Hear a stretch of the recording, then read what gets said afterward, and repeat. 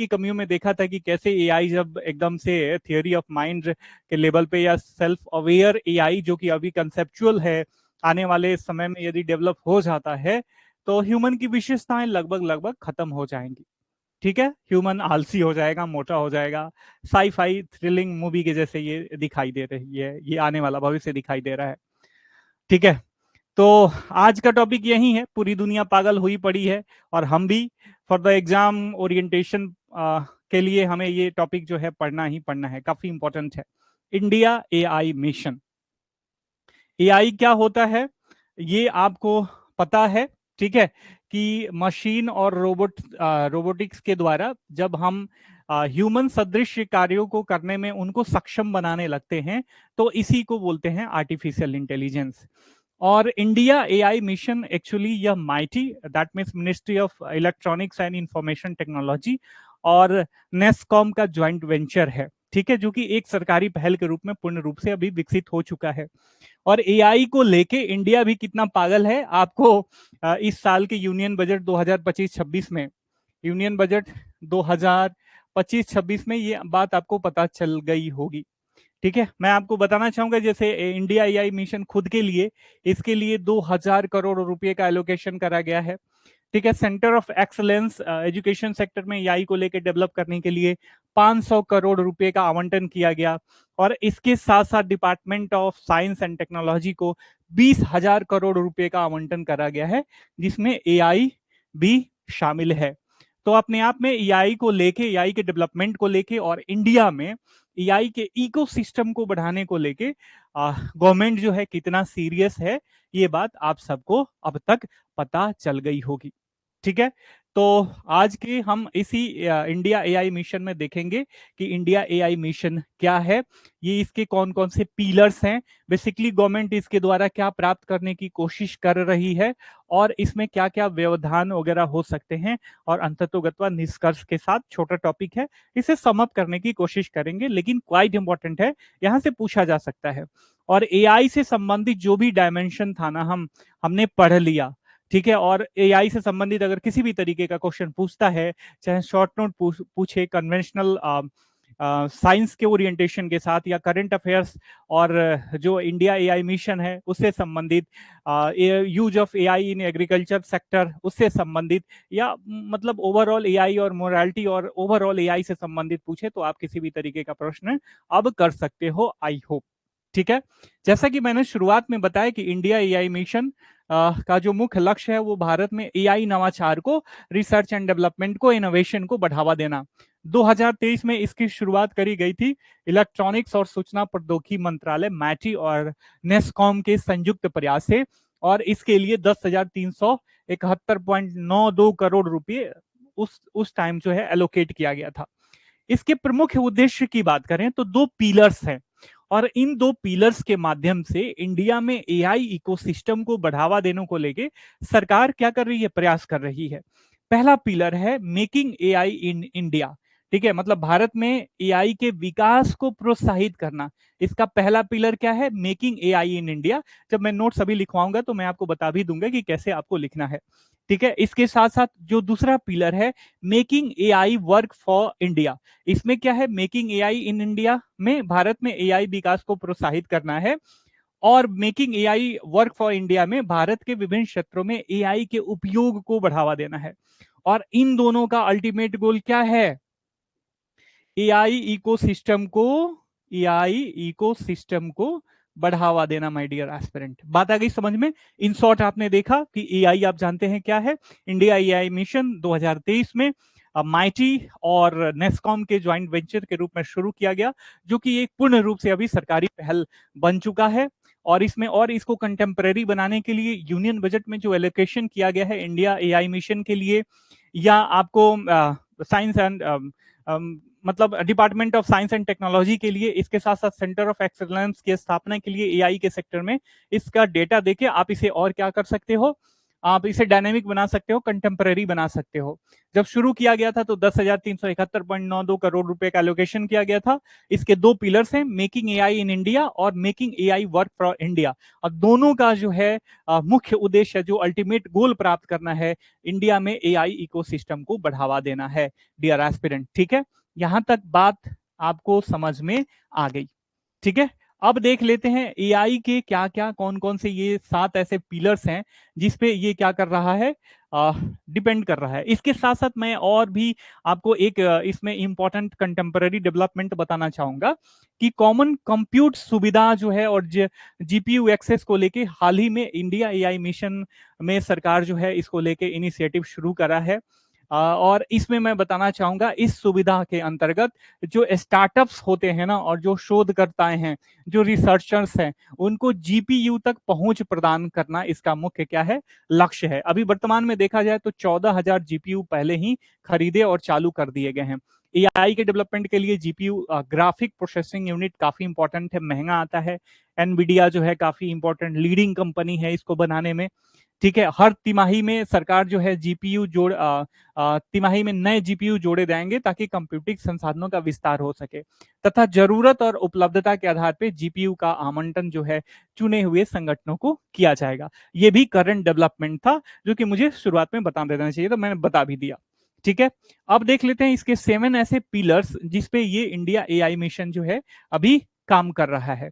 पहला है सामान्य कंप्यूटिंग सुविधा। मैंने शुरुआत में अभी जो कंटेम्पररी डेवलपमेंट मैंने बताया था उसी का ये है। इसमें क्या करना है, शुरू हमने क्या देखा था कि स्टार्टअप्स और जो भी शोधकर्ताएं हैं ना, उनको जीपीयू तक पहुंच प्रदान करना। ठीक है, इसके साथ साथ एआई कोष को डेवलप करा जाएगा, कोषा नहीं, एआई कोष को डेवलप करा जाएगा। इसमें क्या होगा, जो आपके नॉन पर्सनल डेटा हैं, ठीक है, जो व्यक्तिगत डेटा नहीं है, उसके अलावा बहुत सारे डेटा को स्टोर किया जाएगा, एक डेटा संग्रह बनाया जाएगा, और ये जो है भारत विशिष्ट डेटा सेट होगा।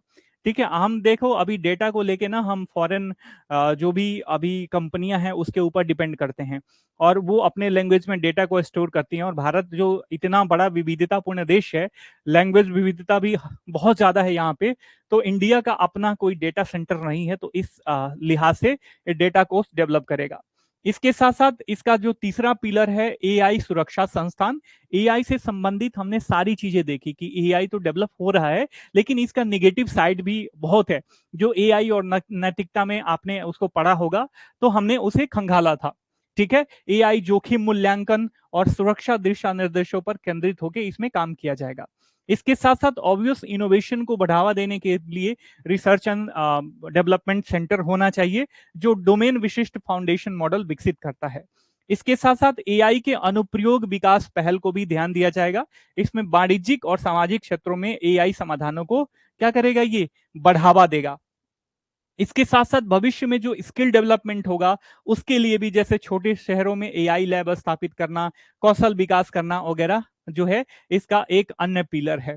इसके साथ साथ जो भी स्टार्टअप्स हैं एआई के सेक्टर में, उनको एआई वित्त पोषण के लिए वित्तीय सहायता गवर्नमेंट के द्वारा ये इंडिया एआई मिशन के तहत देगी। ठीक है, तो ये 7 पिलर्स हैं, इसको और मैं एलोबरेट करके मैं लिखवा दूंगा, घबराने की आवश्यकता नहीं है। लेकिन यदि क्वेश्चन पूछे तो इतना ही को एलोबरेट कर दो, जितना मैं समझा रहा हूं, तो वो आपका 300-350 वर्ड जो है इजिली हो जाएगा। एआई कोष क्या है, मैंने बताया था आपको थोड़ा, लेकिन इसे और थोड़ा सा डिटेल समझ लो। भारत का एआई डेटा सेट प्लेटफॉर्म है। मैंने ये बताया कि भारत जो है विविधताओं का देश है। ठीक है, और इंडिया एआई कोर्स जो है यही डेटा सेट प्लेटफॉर्म का हिस्सा है, जिसका उद्देश्य एआई के विकास में एक प्रमुख चुनौती, जो पश्चिम प्रशिक्षित मॉडल हैं उनके प्रभुत्व को का मतलब खात्मा करता है। खात्मा क्या, उसका समाधान, सब्स्टिट्यूट प्रदान करता है।